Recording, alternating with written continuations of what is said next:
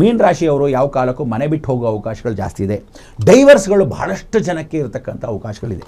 ಮೀನ ರಾಶಿ ನೀರು ರಾಶಿ. ನೀರು ಅಂದರೆ ಜಲ ಹರಿಯೋದು ಜಾಸ್ತಿ. ಇನ್ಮೇಲೆ ಸಡನ್ ಯಾರಿಗೋ ಹೊಸಬ್ರು ಪರಿಚಯ ಮಾಡ್ಕೊಂಬಿಡೋದು, ಹುಡುಗರಾಗಿ ಹುಡುಗಿಯಾಗಿ ಲವ್ ಶುರು ಮಾಡ್ಕೊಂಬಿಡೋದು, ಅಕಸ್ಮಾತ್ ತಂದೆ ತಾಯಿನ ಬೇರೆ ಅಂದ್ಬಿಟ್ಟು ಹೊಸಬ್ನ ಅವನು ಹಿಂದೆ ಹೋಗೋದು, ಊಟ ಉಪಚಾರ ಬಿಟ್ಬಿಟ್ಟು ನಾನು ಒಂದು ಹೊಸ ಕೆಲಸ ಸಿಕ್ಬಿಟ್ಟು ನಾನು ಹೊಡಾಕ್ತೀನಿ ಅಂತ ಇಲ್ಲದೇ ಇರೋ ನಂಬಿಕೆ ಮಾಡ್ಕೊಂಡು ಹೊರಟೋಗೋದು, ಬೇರೆ ಹಳ್ಳಿಯಿಂದ ಪಟ್ಟಣಕ್ಕೆ ಬಂದ್ಬಿಡೋದು, ಇಲ್ಲಿ ಏನೂ ನಡೆಯೋಕ್ಕಾಗ್ತಿಲ್ಲ ಅಂತ ಯಾವುದೇ ಉದ್ಯಮದಲ್ಲಿದ್ದರೂ ಮೀನ ರಾಶಿಯವರು ಫಾಸ್ಟ್ ಡಿಸಿಷನ್ಸ್ ತೊಗೋಬೇಡಿ. ಕೋರ್ಟ್ ಲಾಯರ್ಗಳು ಯಾರ್ಯಾರಿದ್ದೀರಾ ಮೀನ ರಾಶಿಯವರು ಈ ಸಲ ಸೋಲು ಜಾಸ್ತಿ. ಪರಾಭವ ಸಂವತ್ಸರ ಮೀನ ರಾಶಿಗೆ ರಾಜ ಆಗಿರೋದ್ರಿಂದ ಕೋರ್ಟಲ್ಲಿ ಯಾರ್ಯಾರು ಹೊಸದಾಗಿ ಲಾಯರು ಹೊಸದಾಗಿ ಕೇಸ್ಗಳು ತೊಗೊಂಡಿದ್ರೆ ಮೀನ ರಾಶಿಯವರು ಹೇಳ್ತಾ ಇದ್ದೀನಿ ನಿಮಗೆ ಸೋಲಿರುತ್ತೆ. ಸೊ ನೀವೇನು ಮಾಡಬೇಕು, ಇದ್ರ ಜೊತೆಗೆ ಬೇರೆ ಏನಾದರೂ ಒಂದು ಸ್ವಲ್ಪ ಉದ್ಯಮವನ್ನು ಜೊತೆಗೆ ಇಟ್ಕೋಬೇಕು. ಯಾಕೆಂದರೆ ನಿಮ್ಮ ಖರ್ಚು ಈ ಸಲ ಸೋತೋಗ್ತೀರಾ, ಅಧರ್ಮವಾಗಿರ್ತಕ್ಕಂಥ ದುಡ್ಡು ತೊಗೊಂಡಿರ್ತೀರಾ, ಅಥವಾ ಎಲ್ಲೋ ಲಂಚಾಪಾರ್ಥ ತೊಗೊಂಡಿರ್ತೀರಾ, ಬೇರೆಯವ್ರ ಶಾಪ ತೊಗೊಂಡಿರ್ತೀರಾ. ಶುಕ್ರ ಮಾತ್ರ ಹಾಕಿದ ಶಾಪ, ಗುರು ಮಾತ್ರ ಹಾಕಿದ ಶಾಪ ಯಾವ ಕಾಲಕ್ಕೂ ಪರಿವರ್ತನೆ ಇಲ್ಲ.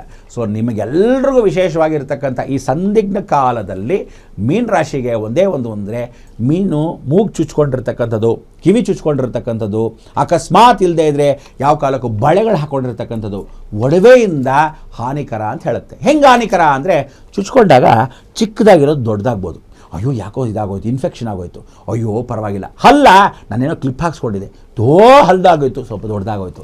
ಸೊ ಎಲ್ಲೋ ಹಲ್ಲು ನೋವು ಬಂದಿಂದ ಹಿಡಿದು ಮೀನ ರಾಶಿಗೆ ಈ ಥರ ಇರೋದ್ರೆ ಕಿವಿ, ಮೂಗು, ಹಲ್ಲು, ಈ ಥರ ಕತ್ಗಾಕೊಂಡ್ರೆ ಚೈನು ಇಲ್ಲೆಲ್ಲೋ ಕುಯ್ಕೊಳ್ಳೋದು, ಈ ಥರದ್ದೆಲ್ಲ ಒಡವೆಗಳಿಂದ ಹಾಕ್ಕೊಂಡು ಆಭರಣಗಳಿಂದ ತೊಂದರೆಗಳು. ಜಾಗ್ರತೆ, ಹುಷಾರ್. ಸೊ ನಿಮ್ಮೆಲ್ಲರಿಗೂ ಒಂದೊಂದು ದೇವರು ಹೇಳ್ತಾ ಬರ್ತೀನಿ, ಪರಿಪೂರ್ಣವಾಗಿ ಜ್ಞಾಪಕ ಇಟ್ಕೊಳ್ಳಿ.